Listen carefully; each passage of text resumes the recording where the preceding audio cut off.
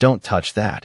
It's trash. The man snapped, his voice cutting through the cold air as the small loaf hit the wet sidewalk with a dull, soggy thud.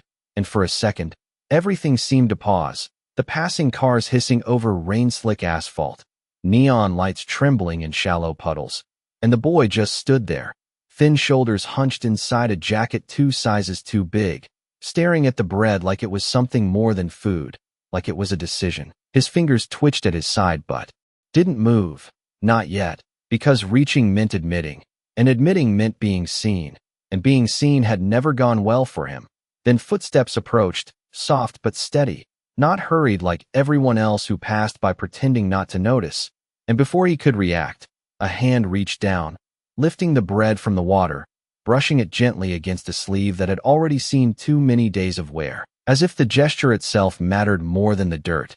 "Eat before it gets cold," she said, her voice quiet, not asking, not pitying, just stating something simple like a fact. And that made him look up, really look for the first time, her skin warm against the gray of the evening, her eyes calm but tired in a way that didn't match her age, maybe 14, maybe 15, but carrying something older, something steady. He hesitated, his throat tight. I can't," he muttered, shaking his head even as his stomach betrayed him with a low, hollow sound. She didn't argue, didn't sigh, didn't try to convince him with words. Instead, she broke the loaf clean in half, the soft center steaming faintly in the cool air, and pressed one piece into his hand, firm enough that he had to take it. "Then we both eat," she said, finally meeting his eyes. And there was something in that look that didn't give him a choice, not because she was forcing him, but because she had already decided this was happening. He swallowed, his fingers tightening around the bread, rough and damp against his skin, and then he took a bite, slow at first, cautious, as if it might disappear, then faster, hunger taking over, the world shrinking down to warmth and softness, and the simple act of eating, rain dripping from his hair, sliding down his face, mixing with something he didn't bother to wipe away. People passed, some glanced, some smirked, a few shook their heads, but none of it reached him anymore, not with the taste of something real in his mouth and the quiet presence beside him. She leaned against the brick wall, chewing her half just as slowly, as if she knew exactly how to make it last. Silence settled between them, not awkward, just full, like it didn't need anything else. A bus roared by, splashing water near their shoes, headlights washing over them for a brief second before fading back into the dim street. And in that flicker of light, he saw her more clearly, the frayed cuffs of her sleeves, the small scar near her wrist, the way she kept one hand tucked close to her body like she was used to holding things together. "Why'd you do that?" he asked suddenly, voice low, almost afraid of breaking whatever this was. She shrugged. "Simple. Because you were hungry," like that was enough, like it explained everything. And maybe it did. He let out a breath he didn't realize he'd been holding, staring down at the last piece in his hand, then back at her, something shifting quietly inside him, something unfamiliar, like a door opening just enough to let light through. "What's your name?" he asked. She hesitated for half a second, then answered, "Naomi." And the name settled into the space between them like it belonged there.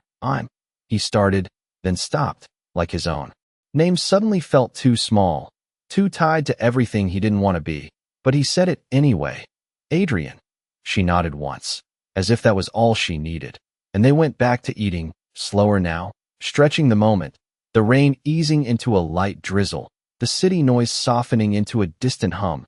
And when he finished, he didn't move right away, didn't stand, didn't leave, because leaving meant going back to what he was before this, and he wasn't sure he wanted to do that just yet. He looked at her again, really looked this time, trying to memorize something he couldn't quite explain, the way she stood there without asking for anything in return, the way she had given him something that felt bigger than bread. His voice came out before he could think it through, shaky but certain. "One day, I'm going to come back for you." She raised an eyebrow slightly, not mocking, just curious. He swallowed, pushing forward. "When I'm rich, I'll find you and I'll make it right." The words sounded strange even to him, too big for someone like him to promise. But once they were out, they didn't feel wrong. Not anymore. She watched him for a long second, then gave the smallest smile, not because she believed him, but because she didn't need to. Just don't forget, she said quietly. And something about that landed deeper than anything else, because forgetting was what the world expected, what it demanded, what it trained people to do. But standing there in the fading light, with rain cooling on his skin and the last warmth of bread still in his chest, Adrian Cole knew one thing with a clarity he had never felt before.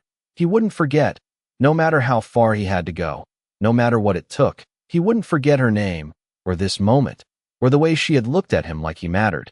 And as the streetlight flickered above them, casting a soft amber glow over cracked pavement and quiet resolve, something invisible but unbreakable took root. Not loud, not dramatic, just a promise, steady as breath, waiting for the day it would be tested. The rain stopped before either of them noticed, leaving the street quiet in a way that felt almost unfamiliar, like the city had stepped back for a moment just to watch. And Adrian shifted his weight, unsure what came next, because moments like this never lasted for him. They always broke, always slipped through his fingers. But Naomi stayed where she was, leaning lightly against the brick wall, her eyes following the slow drip of water from the edge of a flickering awning. "You always out here this late?" he asked, the question coming out softer than he expected. She gave a small shrug, like the answer did not really matter. "Most nights," she said, brushing a loose strand of hair behind her ear. "After my shift." He glanced down at her hands again, the faint smell of cleaning solution still clinging to her sleeves, and something about that made his chest tighten, not in pain, but in recognition, like he understood without needing to be told. "You got family?" he asked, and this time she paused a little longer, her eyes drifting somewhere past him, past the street. "My grandma," she said finally. "She does not move around much anymore, so I help where I can." Adrian nodded slowly, trying to picture it. A small apartment maybe, dim lights, quiet rooms, the kind of place where every dollar mattered.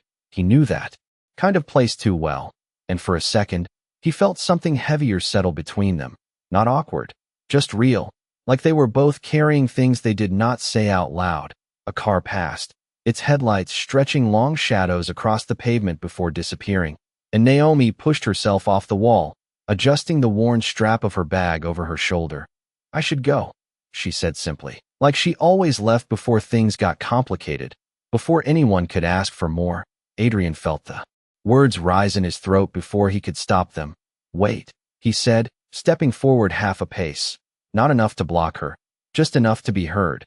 She turned slightly, one eyebrow lifting, curious but calm, and he hesitated, because he did not have anything to offer.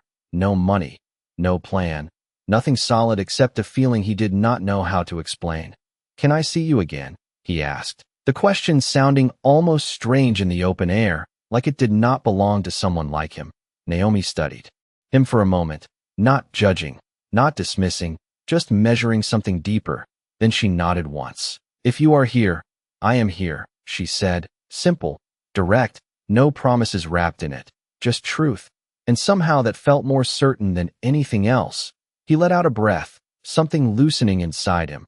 "I will be here," he said quickly, like he needed to lock it in before the world changed its mind. She gave that same small smile again, the kind that barely touched her lips but softened her eyes, then turned and started walking down the sidewalk, her steps steady, unhurried, blending back into the quiet rhythm of the street. Adrian watched her go, the distance between them stretching with each step, but it did not feel like loss this time. It felt like something beginning, something he could hold on to. He looked down at his empty hands, then back at the place where she had been standing, memorizing it without meaning to, the cracked pavement, the faint outline of water drying in uneven shapes, the hum of a distant streetlight overhead, and for the first time in a long time, the night did not feel endless. It felt like it had direction, like it was leading somewhere. He pulled his jacket tighter around himself, the fabric rough but familiar, and turned toward the alley where he usually slept.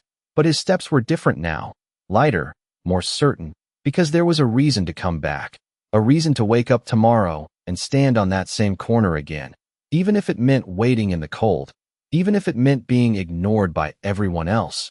It did not matter, not anymore. As he disappeared into the narrow space between buildings, the city swallowed him whole again, neon reflections flickering across damp brick and broken glass.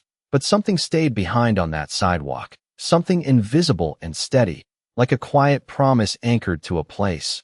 Waiting, and far down the street, Naomi slowed for just a second, glancing back over her shoulder, not enough for anyone to notice, just enough to confirm that he was still there.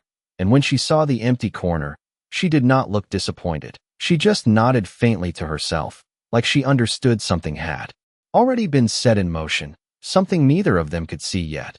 But both of them had already chosen to believe, and the next evening came colder, the kind of cold that settled into your bones and stayed there. But Adrian was already on the corner before the streetlights flickered on, shifting from foot to foot, his breath visible in short bursts as he watched every passerby, with quiet intensity, not desperate, not restless, just waiting, because waiting meant she might come, and that was enough. Time moved differently now, slower but sharper, each minute stretching until it mattered. A bus pulled up and hissed to a stop, doors opening, closing, people stepping off with tired faces and quick steps.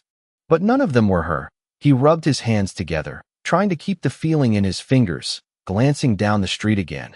And then he saw her, not all at once, just the outline first, the way she walked, steady and unhurried, like she owned her pace even when the world tried to rush her. Naomi stepped into the circle of dim light beneath the street lamp, her jacket pulled tight, a small paper bag in her hand. And when her eyes found him already there, something shifted in her expression, not surprise, not exactly, more like recognition settling into place. "You came back," she said, her voice calm. But there was something underneath it, something softer. Adrian let out a breath that felt like he had been holding it all day. "I said I would," he answered. Simple, because anything more would have felt like too much. She nodded once, then held out the bag. "It is not much," she said, "but it is warm." He took it carefully, like it mattered, because it did, the heat pressing faintly into his palms through the thin paper, grounding him. They stood there for a moment, the noise of the city wrapping around them but never quite touching them. And then he opened the bag, breaking the bread in half without thinking this time, handing one piece back to her. She looked at it, then at him, a small smile forming. "You learn fast," she said. And he almost smiled too. They ate slowly, not because they had to, but because they wanted to stretch the moment, make it last longer than it should. A siren sounded in the distance, fading quickly, and somewhere above them, a window closed with a soft click. But down on the sidewalk, everything felt contained, steady. "What do you do all day?" she asked after a while, brushing crumbs from her fingers. Adrian shrugged, glancing down at his worn shoes. "Whatever I can," he said. "Odd jobs. Helping unload trucks, cleaning up, anything." He paused, then added, "I am trying to save." The words felt strange in his mouth, like they belonged to someone else. Naomi tilted her head slightly, studying him. "For what?" she asked, not challenging, just curious. And he hesitated, because saying it out loud made it real in a way that scared him a little, but he said it anyway. "For something better," he replied, his voice steady now. And she nodded, like she understood more than he had explained, like she always did. The wind picked up briefly, rustling a loose piece of newspaper across the pavement, and Naomi pulled her jacket closer, her shoulders tightening just slightly. Adrian noticed, without thinking. He stepped half a step closer, not touching, just enough to block a little of the wind. She did not move away, did not comment, just stayed. And in that small, quiet adjustment, something deeper settled between them, not spoken, not defined, just there, solid and warm. Minutes passed, or maybe it was longer. Time felt different when they were like this, suspended in a space that belonged only to them. Until Naomi glanced down at the watch on her wrist, its face scratched but still ticking. "I have to go," she said softly, and this time, Adrian nodded without hesitation, because leaving did not feel like losing anymore, not when he knew she would come back. "Tomorrow?" he asked, and she met his eyes again, that same calm certainty in her gaze. "Tomorrow," she confirmed, and as she turned to leave, the streetlight flickered once, casting a brief shadow across her face before steadying again.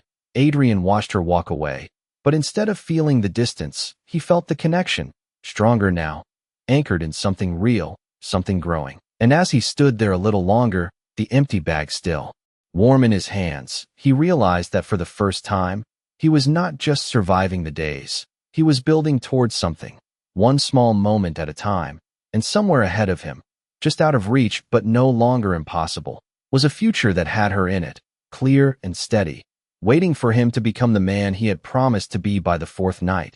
The corner no longer felt like just a place on a map. It felt claimed, like something invisible had settled there and refused to leave. Adrian arrived earlier than before, nearly an hour before the streetlights buzzed to life, his hands buried deep in his pockets, a small folded bill tucked safely inside. The first money he had not immediately spent, not because he had to, but because he wanted to hold on to it. Proof that something was changing. The sky above hung low and gray, threatening rain again. But he did not move, did not leave, because waiting had become part of him now, a quiet discipline. And when Naomi appeared, stepping into the soft glow of the streetlight with that same steady pace, he felt it again, that small shift inside his chest, not sharp, not overwhelming, just certain. "You are early," she said, noticing immediately. Adrian shrugged, trying to sound casual but failing just slightly. "Did not want to miss you," he admitted, and this time, she did smile, a little more than before, enough to soften the tired edges of her face. She held up a small container instead of a paper bag. "Soup tonight," she said. They were going to throw it out. He took it carefully, the warmth spreading through his fingers, but instead of opening it right away, he reached into his pocket and pulled out the folded bill, smoothing it between his fingers before holding it out to her. "I got this today," he said, his voice steady but quieter now. "You should take it."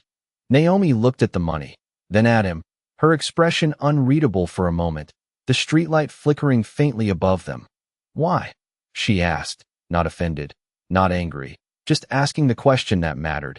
Adrian hesitated, searching for the right words. "Because you helped me," he said finally, simple, honest. "So I should help you back." She studied him for a long second, then shook her head slowly, pushing his hand back toward him.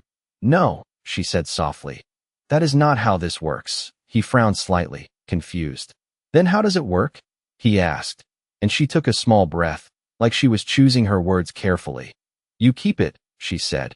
"You build something with it, even if it is small, because if you give it away now, you stay in the same place." The words settled between them, heavier than they sounded.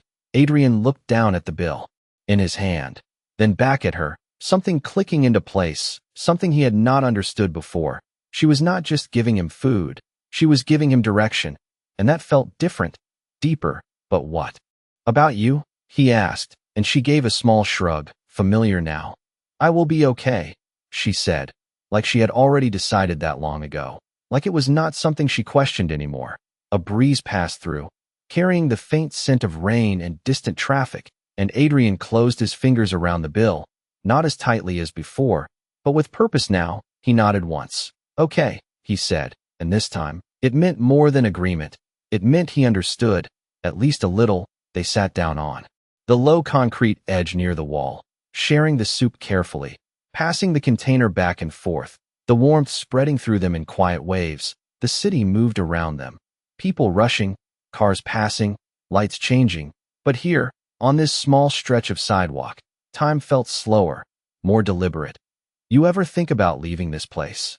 Adrian asked after a while, watching the steam rise faintly from the container. Naomi glanced out at the street, her eyes following the movement of headlights for a moment before answering. "Sometimes," she said. "But leaving is not the same as moving forward."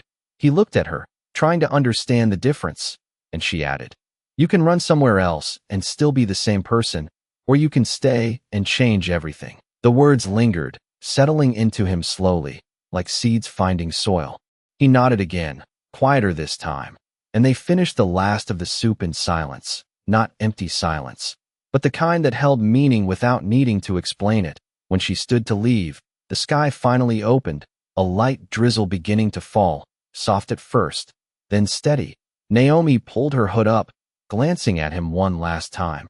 "Do not forget," she said, echoing her words from before, and Adrian shook his head, the rain already dampening his hair. "I will not," he answered, and as she walked away into the rain, her figure blending into the blurred lights of the street, Adrian stayed where he was for a moment longer, the empty container in his hands, the folded bill in his pocket, and something new in his chest. Not just hope, not just determination, but direction, clear and steady, like a path he could finally see, even if it stretched far beyond where he stood now.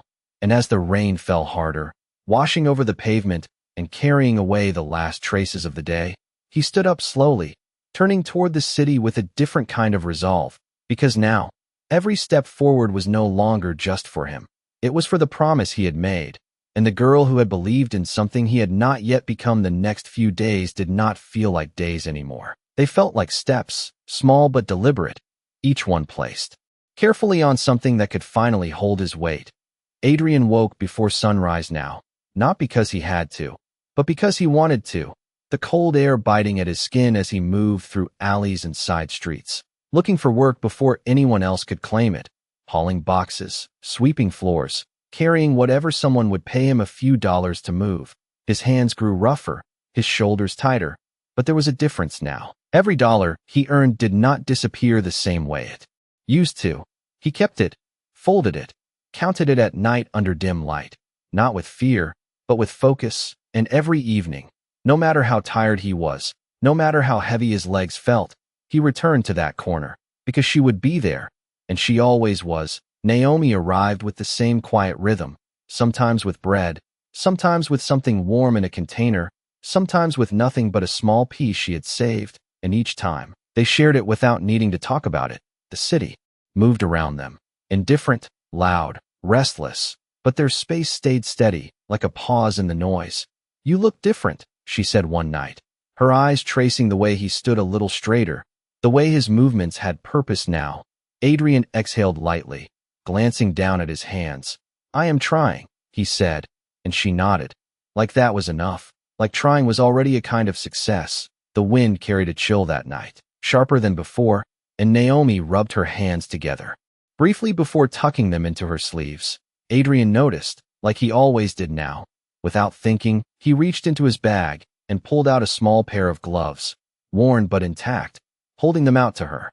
"Take these," he said, his voice quiet but firm. She looked at them, then at him, the same question in her eyes as before. "Why?" she asked again, and this time, he did not hesitate. "Because I can," he answered. Simple, honest. She held his gaze for a moment, then slowly took the gloves, slipping them on. The fabric slightly too big but warm. She flexed her fingers once, testing them, and something in her expression softened. Not gratitude exactly. Something deeper, something like recognition. "You are learning," she said softly, and Adrian felt something settle inside him, steady and real. They sat closer than usual that night, not touching, just close enough that the space between them felt smaller, warmer, like it mattered less. The streetlight above buzzed faintly, casting a soft amber glow over their quiet corner, and for a while, they said nothing, just listened to the distant hum of traffic, the occasional laughter from people passing by, the rhythm of a city that never really stopped. "What happens when you get there?" Naomi asked suddenly, her voice cutting gently through the silence. Adrian turned to her, confused. "Where?" he asked, and she looked at him, her eyes steady. "Where you are going," she said, and he paused, because he had not thought that far yet, not in detail, not beyond the promise itself. He took a slow breath, the cold air filling his lungs. "I come back," he said finally, the words landing heavier this time, more certain. Naomi studied him, searching for something in his face, something beyond the words, and whatever she found, she accepted, because she nodded once, quiet but firm. The rain began again, light at first, tapping softly against the pavement, and Naomi stood, pulling her hood up over her head. Adrian stood too, not wanting the moment to end, but understanding that it had to. "Tomorrow," he said, and she gave a small nod. "Tomorrow," she echoed, and as she turned to leave, the gloves still on her hands, Adrian watched her disappear into the dim glow of the streetlights, the rain blurring her outline until she was gone. But this time, the emptiness she left behind did not feel hollow. It felt full, like something had been placed there, something that would not fade. He looked down at his hands again, rough, tired, but steady, and for the first time, he did not just see where he was. He saw where he was going, and the distance between those two places no longer felt impossible. It felt earned, step by step, night by night, until the promise he had made was no longer just words, but something real. Something he was already becoming. The cold settled deeper that week, the kind that did not just touch your skin but stayed under it, lingering in your bones long after the wind passed. And Adrian felt it with every step he took, every crate he lifted, every early morning he forced himself awake before the city even had a chance to breathe. But he did not slow down, because slowing down meant slipping back, and slipping back was no longer an option. Not after everything had started to change. His hands were no longer just rough. They were steady, stronger, and the small stack of folded bills in his pocket had grown thicker, not by much, but enough to feel real, enough to remind him that progress was not a dream anymore. It was happening, one long day at a time. And still, no matter how late it got, no matter how tired his body felt, he returned to that corner, because that was where everything made sense. That was where he was not invisible. That was where she was. But on the sixth night, something felt different before he even saw it. The air was quieter, the usual rhythm slightly off, like a song missing a note. Adrian stepped into the circle of light beneath the street lamp, his eyes scanning the sidewalk, the brick wall, the empty space where she usually stood, and for a moment, he told himself he was just early, that she would appear the way she always did, steady and certain. But the minutes stretched longer than they should have. The light above him flickered once, twice, and still, she did not come. He shifted his weight, glancing down the street again, watching every figure that passed, hoping, expecting, but each one moved on without stopping, without becoming her. His fingers curled slightly in his pockets, brushing against the folded bills, the small proof of everything he had been building. And for the first time since this began, uncertainty crept in, quiet but persistent. He stepped away from the wall, pacing a few feet before stopping himself, forcing stillness back into his body, because panic would not help. Not here, not now. A bus pulled up, doors opening with a hiss, people stepping off, coats pulled tight, heads down against the cold. Adrian leaned forward slightly, searching their faces, but none of them were hers. The doors closed again, the bus pulling away, leaving behind only exhaust and silence. He swallowed, his throat dry despite the damp air, and looked toward the direction she usually came from, the street stretching out under dim lights and distant traffic, empty in a way it had never felt before. She will come, he muttered under his breath, not loud enough for anyone else to hear, just enough to anchor the thought. But another 10 minutes passed, then 20, and the certainty began to thin, replaced by something heavier, something unfamiliar. He had faced hunger, cold, being ignored, all of it. But this felt different, because this mattered. He stepped off the curb, moving slowly down the sidewalk in the direction she always came from, his eyes scanning every corner, every doorway, every shadow, not frantic, just focused, determined, like he was searching for something that could not simply disappear.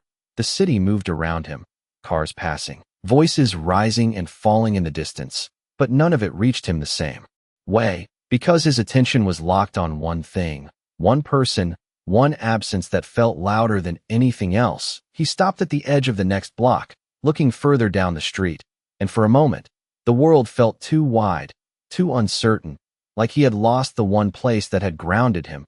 His hand slipped back into his pocket, gripping the folded bills tightly, not for money, but for control, for something solid. And then he exhaled slowly, forcing his shoulders to relax, because giving up was not an option, not after everything, not after her. He turned back toward the corner, walking slower this time, his eyes still searching, still hoping.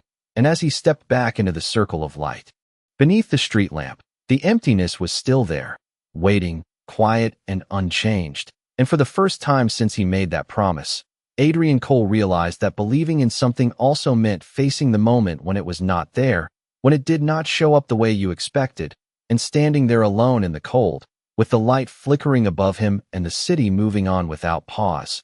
He did not leave, he stayed, because leaving would mean letting go, and that was one thing he refused to do. The next night felt longer before it even began, the sky already dark by late afternoon, clouds hanging low like they were waiting for something. And Adrian arrived earlier than ever, earlier than the streetlights, earlier than the buses, earlier than the rhythm he had grown used to, because part of him believed that if he showed up first, if he stayed long enough, he could somehow close the gap that had opened the night before. He stood in the same spot, under the same flickering light that had not yet turned on, his breath slow, controlled, but his eyes restless, scanning every movement, every shadow stretching across the pavement. Minutes passed, then more, the city slowly waking into its evening pace, footsteps echoing, distant voices rising and fading. But she was not there. He shifted slightly, rolling his shoulders back, trying to shake off the tension building in his chest, because this was not like her. She had always come, always steady, always certain, and that certainty had become something he relied on more than he realized. A quiet anchor in a life that had never offered stability. A car drove past, headlights cutting across the street, and for a second, he thought he saw her shape in the light, but it was gone as quickly as it came, replaced by empty space and the sound of tires on wet asphalt. He exhaled slowly, his hands slipping into his pockets, fingers brushing against the folded bills. Then something else, something softer, he pulled it out carefully. A small piece of cloth, worn at the edges, the same cloth he had used days ago to wipe his hands after she had given him that first piece of bread. He had kept it without thinking, like a habit, like a reminder, and now it felt heavier than it should, like it carried more than just fabric. He stared at it for a moment, then closed his fingers around it again, grounding himself. She said she would come. He murmured, not as a question, not as doubt, just as something he needed to hear out loud. The streetlight above him flickered on with a soft buzz, casting that familiar amber glow over the corner, and for a brief second, it felt like everything was back in place, like the world had reset itself, but the space beside him remained empty, the absence sharper now under the light, more defined, more real. He took a step back, then another, looking down the street again, his gaze more focused this time, more deliberate, as if he could will her into existence just by searching hard enough. A group of people passed, laughing, their voices loud and careless, and one of them glanced at him briefly before looking away, like he was just another part of the background. But that did not matter, not anymore, because he knew what he was waiting for. He moved again, slower this time, walking a few steps down the block, then stopping, listening, not just for footsteps, but for something familiar, something that would tell him she was near. But all he heard was the distant hum of traffic and the occasional echo of a door closing somewhere above. He turned back toward the corner, the light steady now, unwavering, and returned to his spot, standing still, letting the cold settle around him without resistance. Because leaving still did not feel like an option, not yet, not when he had not found an answer, not when the promise still held weight inside him. And as the minutes stretched into something heavier, something quieter, Adrian Cole realized that this was a different kind of test, not about hunger or cold or survival, but about belief, about holding on to something when there was nothing in front of you to prove it was still there, and standing under that streetlight, alone but unshaken. He did not turn away, he did not walk off, because somewhere beneath the uncertainty, beneath the silence, there was still something steady, something he refused to let go of, and that was enough to keep him there. Waiting the third night without her did not feel like a night anymore. It felt like something stretching thin, like a thread pulled too far, but not yet broken. Adrian stood under the same streetlight, the amber glow steady above him. But everything else felt different now, quieter, heavier, like the city itself had stepped back and left him alone with his thoughts. He did not pace this time, did not walk down the block searching shadows. He stayed still, hands in his pockets, shoulders squared, because something inside him had shifted from searching to waiting with intention. Minutes passed, then more, each one landing with a dull weight. But he did not check the time, did not count, because counting made it real in a way he was not ready for. A gust of wind cut through the street, colder than before, slipping through his jacket, and he pulled it tighter around himself, his fingers brushing against the folded bills. Then the small piece of cloth again. He took it out slowly, holding it in his palm, staring at the worn edges, the faint stain that had never fully washed out. And for a moment, the memory came back sharp and clear, her voice, calm and steady.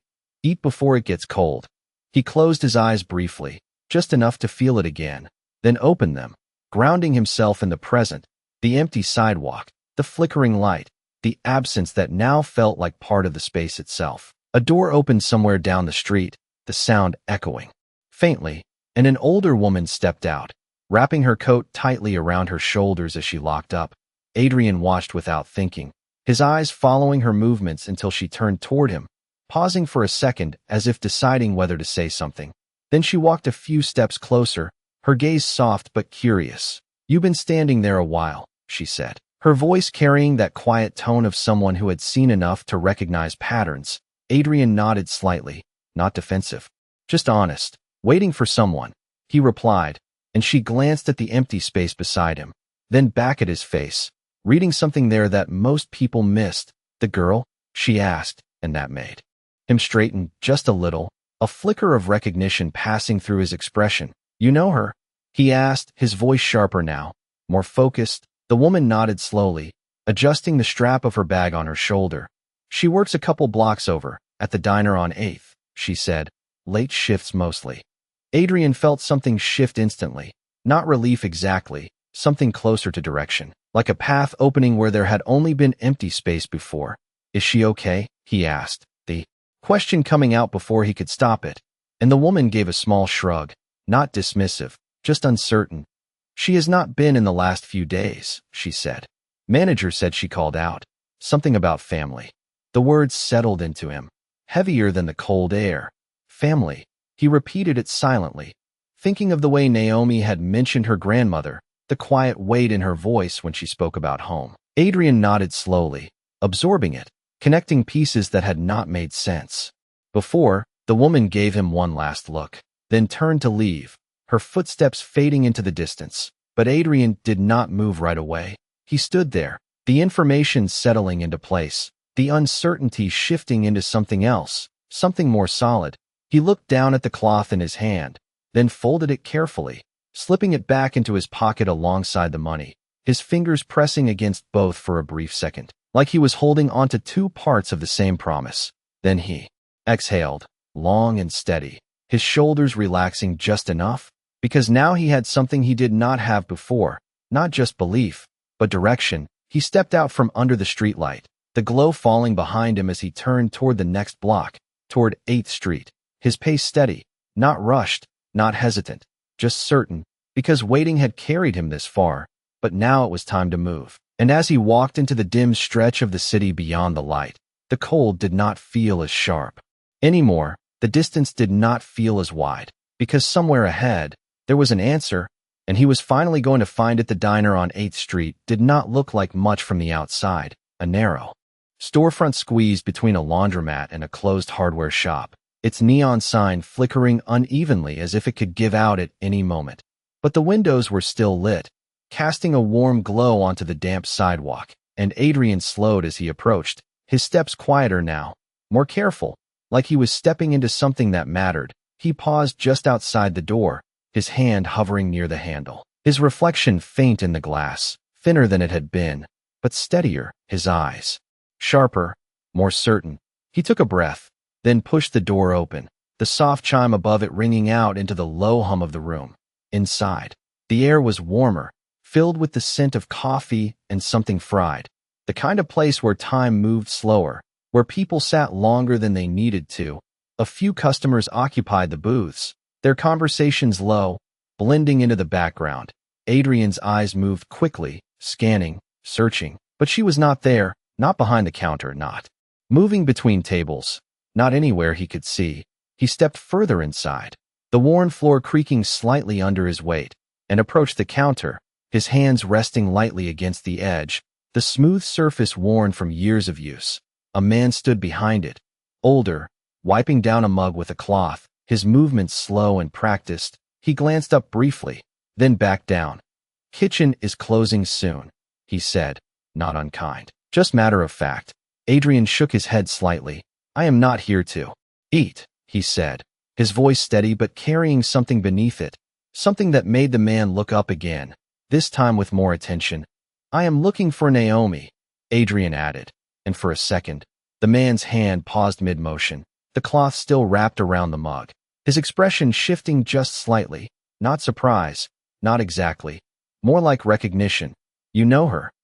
The man asked, setting the mug down slowly. Adrian nodded. I have been trying to find her, he said, his voice quieter. Now, but no less certain, the man exhaled through his nose, glancing toward the back of the diner before looking back at Adrian. She has not been in, he said. Couple days now. Adrian felt that same weight settle. Again, but this time it did not stop him.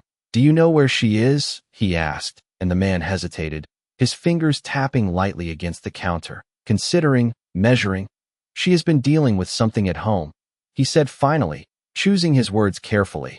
Her grandmother, I think. Adrian nodded slowly, the pieces connecting, forming something clearer, something that made sense. Where does she live? He asked, not pressing, just asking, and the man studied him for a moment. Longer this time.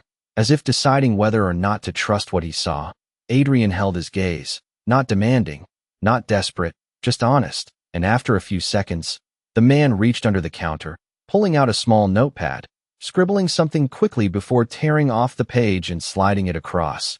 You did not get this from me, he said, his tone low but not unfriendly. Adrian picked up the paper, glancing at the address written in neat, simple handwriting, just a few blocks away, closer than he expected. He folded it carefully, slipping it into his pocket beside the money and the cloth, 3 small things that now felt tied together in a way he could not fully explain. Thank you, he said, and the man gave a small nod, already turning back to his work, the conversation over, but the weight of it lingering.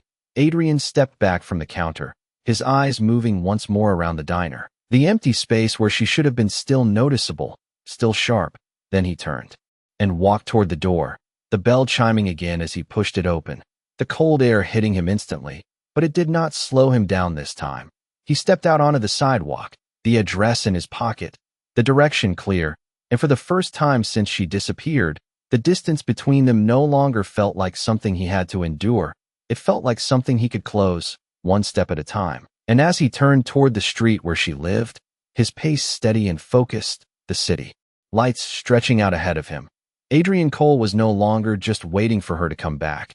He was going to find her. The address felt closer with every step, but also heavier, like each block carried more than distance. Adrian walked past dim storefronts and quiet apartment windows, the city thinning out into a quieter neighborhood, where the noise faded into something softer, more personal. The streetlights here were weaker, casting uneven shadows across cracked sidewalks, and when he reached the building, he knew before checking the number that this was it. A narrow 3-story walk-up with peeling paint and a single flickering light above the entrance. He stopped at the bottom of the steps, his hand brushing against his pocket, feeling the folded paper, the money, the cloth, all still there, all steady. He exhaled slowly, then climbed the steps, each one echoing faintly in the stillness. The door was unlocked. It opened with a soft creak, and the hallway inside was dim, lit by a single overhead bulb that buzzed quietly. The air smelled faintly of old wood and something medicinal, like someone had been trying to keep things clean without much to work with. Adrian moved forward, his footsteps careful, respectful, the address in his mind guiding him to the second floor. He climbed the narrow staircase, the railing cool under his hand, and stopped in front of a door that looked no different than the others, except for the faint light slipping through the crack beneath it. He stood there for a second, just breathing, just letting the moment settle, because this was not like waiting on the corner. This was different. This was real. He lifted his hand and knocked, once then. Again, softer the second time, the sound barely carrying beyond the door. There was a pause, a long one, the kind that stretches your thoughts into questions you are not ready to answer. Then footsteps, slow, careful, and the door opened just a few inches, enough for a face to appear, older, tired, but alert, eyes scanning him quickly, measuring. Yes? The woman asked, her voice quiet but firm. Adrian straightened slightly, his hands at his sides. I am looking for Naomi, he said, keeping his tone steady. The woman studied him for a moment, then glanced back over her shoulder before opening the door a little wider, just enough to see more of the room behind her. It was small, modest, a couch near the wall, a table with a few scattered items, and in the corner, A bed where someone lay still under a thin blanket. The air inside felt warmer but heavier, like it carried something unspoken. "She is here," the woman said finally, stepping aside just enough, and Adrian's eyes moved past her, searching, until he saw her. Naomi sat on the edge of the bed, her back slightly hunched, her hands resting gently over the blanket, her head tilted down as if she had been focused on something before. The knock, and when she looked up, when her eyes found him standing in the doorway, something shifted instantly, surprise first, then something softer, something deeper. "Adrian," she said, his name quiet but clear, and for a moment, neither of them moved. The space between them filled with everything that had not been said over the past few days, everything that had been waiting. Adrian took a step forward, just one, enough to close part of the distance. "You did not come," he said, not accusing, not questioning, just stating what had been.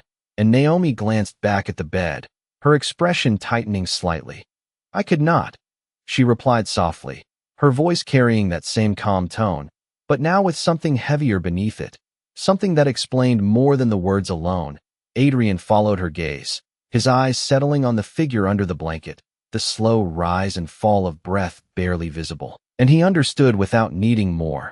The room, the smell, the silence, it all fit together. He nodded once, the tension in his shoulders easing just slightly, because now there was an answer, not a perfect one, not an easy one, but a real one, and that was enough. Naomi looked back at him, her eyes searching his face, as if checking whether he understood, whether he would stay or turn away, and Adrian held her gaze, steady, unshaken, because leaving had never been an option, not for him. Not anymore. The room held its breath in a way Adrian had never felt before, not silent exactly, but careful, like every sound had to earn its place. The faint ticking of a clock somewhere in the corner, the soft rustle of fabric as Naomi adjusted the blanket, the slow, steady rhythm of breathing from the bed. It all blended into something fragile, something that could break if handled wrong. And Adrian stayed where he was for a second longer, just inside the doorway, his presence quiet, his eyes taking in everything without rushing to fill the space with words. Naomi looked back at him again, her expression softer now, but still guarded, like she was not sure what he would do next, and he understood that, because up until now, their world had been simple, a street corner, shared food, small promises. But this was different. This was real in a way that demanded more than just showing up. He took another step forward, slower this time, careful not to disturb the balance of the room. "How long?" he asked gently, his voice low, not wanting to carry too far. Naomi glanced down at the figure on the bed, her hand resting lightly over the blanket as if anchoring something that could drift away. "A few days," she said, her tone steady but tired. "She has not been able to get up much." Adrian nodded, absorbing the weight behind the words, not asking for more than she was ready to give, because he could see it already. The way Naomi moved, the way her shoulders held tension even when she tried to relax, the way her eyes flickered between him and the bed, always returning to that one point. He reached into his pocket without thinking, his fingers finding the folded bills, the ones he had been saving, the ones that had started to mean something beyond just survival. He pulled them out slowly, holding them for a second, then stepped closer and placed them gently on the small table near the bed, not making a show of it, not offering an explanation, just setting them there like something that belonged. Naomi's eyes followed the movement, then lifted to his face, a question forming before she even spoke. "Adrian," she began, her voice quiet but firm, but he shook his head slightly, not dismissing her, just stopping the moment before it turned into something else. "You told me not to give it away," he said softly, meeting her eyes, "so I did not." He paused, letting the words settle, then added, "I am using it." Naomi looked at him for a long second, her expression shifting, something softening behind the tiredness, something recognizing what he meant, that this was not charity, not repayment, but a choice, a step forward, a way of becoming what he had promised. She did not push the money back this time, did not refuse. She just nodded once, slowly, like she understood, like she accepted it for what it was. The older woman near the door watched quietly, her eyes moving between them, saying nothing but seeing everything. Adrian shifted his weight slightly, his attention returning to the bed. "Can I help?" he asked. Simple, direct. And Naomi hesitated, not because she did not want help, but because she was used to carrying it alone, used to not asking. But after a moment, she nodded. A small motion, but enough. "She needs water," she said, gesturing toward a glass on the table. Adrian picked it up carefully, filling it from a small pitcher nearby. His movements slow, deliberate, as if he had always known how to do this. He stepped closer to the bed, pausing just long enough to make sure he was not intruding, then handed the glass to Naomi, their fingers brushing briefly, not by accident, not on purpose, just a moment that passed between them, quiet and real. She helped her grandmother sit up slightly, guiding the glass to her lips, her movements gentle, practiced. Adrian stepped back just enough to give space, but he did not leave, did not look away, because this was part of it now, part of what it meant to stay, to not walk off when things became difficult, when they required more than just showing up.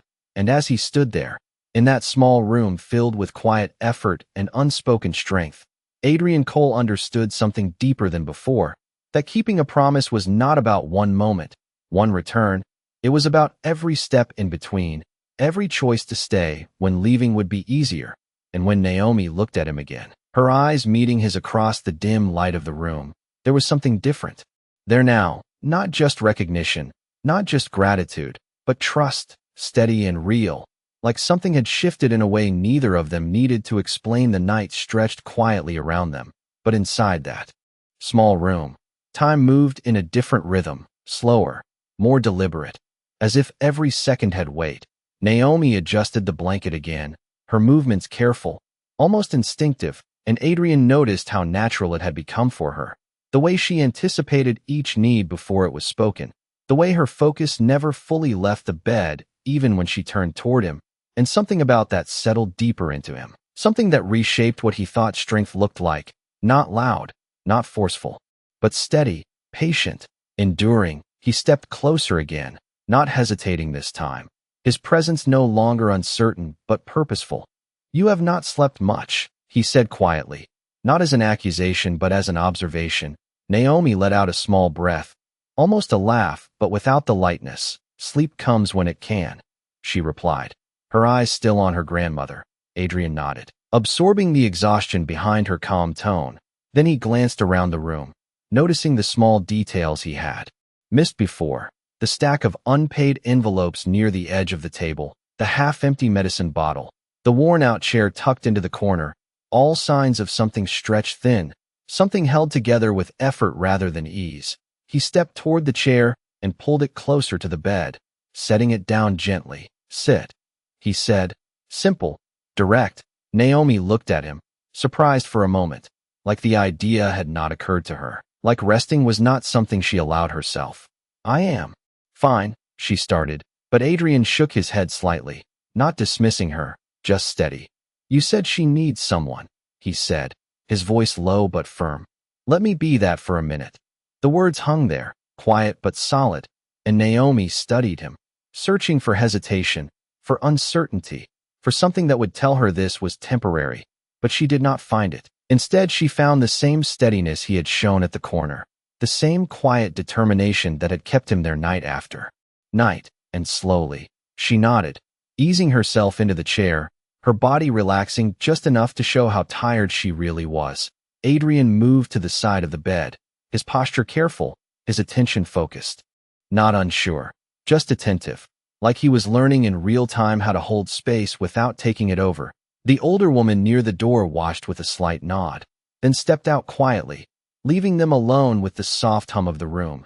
Adrian adjusted the blanket slightly, mimicking Naomi's earlier movements, not perfectly, but with intention, his hand steady as he made sure it rested comfortably. And for a moment, he simply stood there, listening to the slow rhythm of breath, letting the quiet settle into him, not uncomfortable, not empty, just present.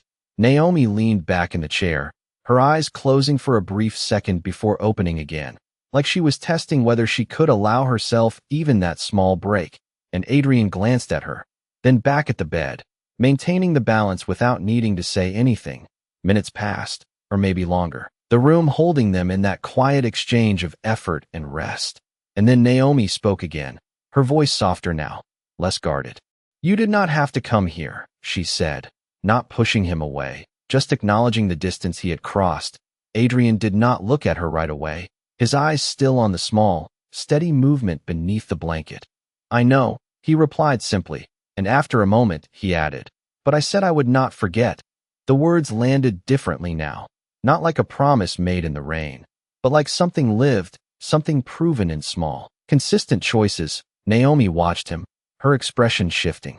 Again, something deeper settling in her gaze, something that had not been there before. Not just trust, not just understanding, but recognition of something real, something lasting.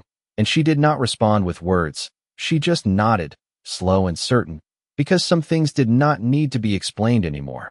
And as the quiet stretched around them, filled with the soft rhythm of breathing and the faint buzz of the overhead light, Adrian Cole stood there, not as the boy who had once waited on a corner, but as someone who had taken a step beyond that moment, someone who had chosen to stay, not because it was easy, but because it mattered. Morning came slowly through the thin curtains, pale light, stretching across the small room like it was unsure whether it belonged there.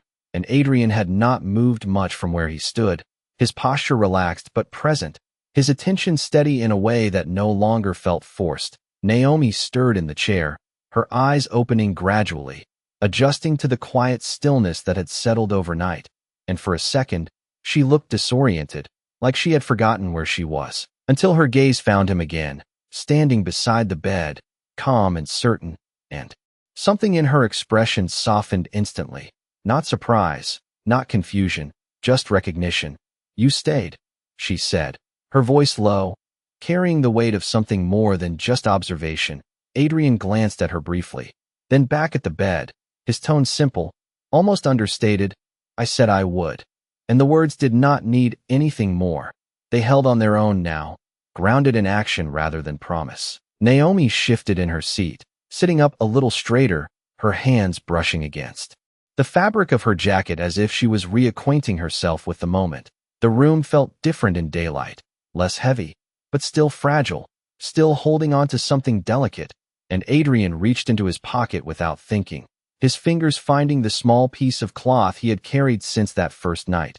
He unfolded it slowly, looking at it for a brief second before stepping toward Naomi, holding it out. "You should have this," he said, his voice quiet but steady. Naomi looked down at it, then back at him, her brow furrowing slightly. "That is yours," she replied. But Adrian shook his head, a faint smile touching his expression for the first time. Not wide, not bright, just real. "It was never really mine," he said. "It just reminded me not to forget."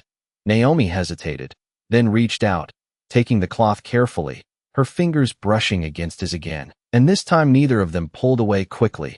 The moment lingered just long enough to matter, just long enough to say something without words. She folded the cloth gently and held it close, like it carried meaning she did not need explained, and Adrian stepped back slightly, giving her space again, the balance between them shifting into something quieter, more certain. The older woman returned to the doorway, pausing as she took in the scene, her eyes moving from Naomi to Adrian and back again, and she gave a small nod, the kind that did not interrupt but acknowledged. "She will need to rest more today," she said softly, and Naomi nodded in response, but her eyes stayed on Adrian, something steady in her gaze now, something that had not been there before, not just trust, not just gratitude, but something that recognized the way he had stepped into this moment without being asked, without needing anything in return. Adrian moved toward the door, his steps unhurried, not because he wanted to leave, but because he understood that staying did not always mean being in the room. Sometimes it meant giving space, and as he reached the threshold, he paused, his hand resting lightly against the doorframe. He looked back at her, not searching, not questioning, just steady. "I will be at the corner tonight," he said, his voice calm, certain.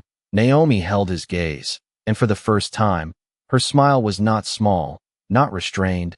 It was quiet but full, something that reached her eyes completely. "I know," she replied, and that was enough.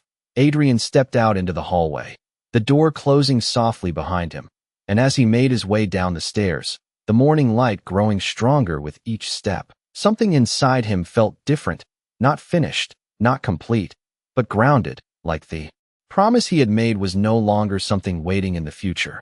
It was something he was already living, and outside, the city moved as it always did, steady and indifferent. But for Adrian Cole, the path ahead no longer felt uncertain. It felt chosen, built one moment at a time, and somewhere behind him, in that small room filled with quiet strength, Naomi held a simple piece of cloth in her hands and understood that some promises did not arrive all at once. They grew, slowly, steadily, until one day, they were no longer promises at all, but truth.